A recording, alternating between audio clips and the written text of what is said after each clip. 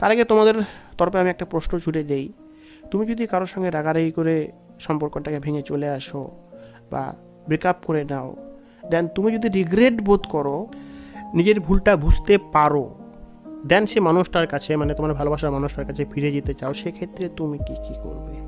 কেন তোমাদের উদ্দেশ্যে এই প্রশ্নটা আমি করলাম, যে এই প্রশ্নের দ্বারা তোমরা কিন্তু ভাবতে বাধ্য হবে যে আমি তার জায়গাতে হলে কি করতাম। আমরা সর্বদা অন্যের পয়েন্ট অফ ভিউয়ে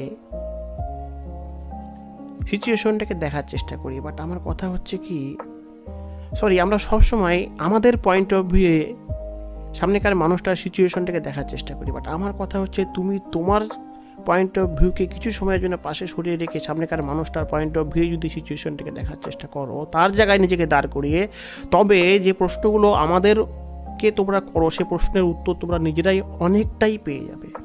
যেমন যে প্রশ্নটাই তোমরা করেছো, ধরো তুমি কারোর সঙ্গে সম্পর্কটার মধ্যে রাগারাগি, মান অভিমান, ঝগড়া ঝামেলা বা ইচ্ছাকৃতই তুমি অন্যের প্রতি আকৃষ্ট হয়ে তোমার ভালোবাসার মানুষটাকে ছেড়ে চলে এসেছো। কিছু সময়ের পরে তুমি নিজের ভুল বুঝতে পেরেছো, তুমি এখন অনুতপ্ত, রিগ্রেট ফিল করছো, গিল্টি বোধ করছো, দেন তুমি সে মানুষটা লাইফে ফিরে যেতে চাইছো। সেক্ষেত্রে তুমি কি করতে পারো, জাস্ট চোখ বন্ধ করে একটু ভাবো, যার ফলে তুমি এটা বুঝতে পারবে যে সে মানুষটা কি করতে পারে।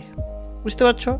আমি বাকিটা বলছি, কিন্তু তোমরাও একটু ভেবে দেখো, এবং অদূর ভবিষ্যতে যখন কোনো সমস্যায় পড়বে তখন সামনেকার মানুষটার সমস্যাটাকে তার জায়গায় নিজেকে দাঁড় করিয়ে তার মতো করে ফিল করবে, দেখবে অনেক সমাধান নিজেরাই পেয়ে যাবে।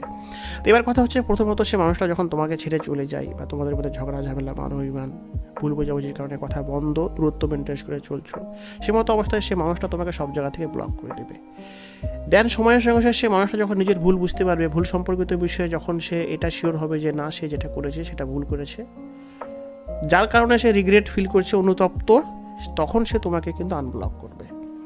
এবং শুধু তোমাকেই না, তোমার বন্ধুবান্ধব, আত্মীয় স্বজন সকলকে আনব্লক করবে, কিন্তু তোমাকে মেসেজ করবে না, কিন্তু তোমার বন্ধুবান্ধব, আত্মীয় স্বজনদেরকে মেসেজ করবে, তাদের সঙ্গে একটা সম্পর্ক গড়ে তোলার চেষ্টা করবে। যে সম্পর্কটা আগে ছিল সেই সম্পর্কটার মাঝে সেই নিজে ব্রেকআপ করে বা ঝগড়া ঝামেলার ফলে ব্লক করে দিয়ে সম্পর্কটার মাঝে একটা দূরত্ব সৃষ্টি করেছিল, সে নতুন করে তাদের সঙ্গে কথা বলে সম্পর্কটার মধ্যে আবারও মধুরতা আনার চেষ্টা করবে, কিন্তু তোমাকে এসএমএস করবে না, কেননা সে চাইবে তুমি যেন তাকে এসএমএস করো। এটা গেল প্রথম সাইন।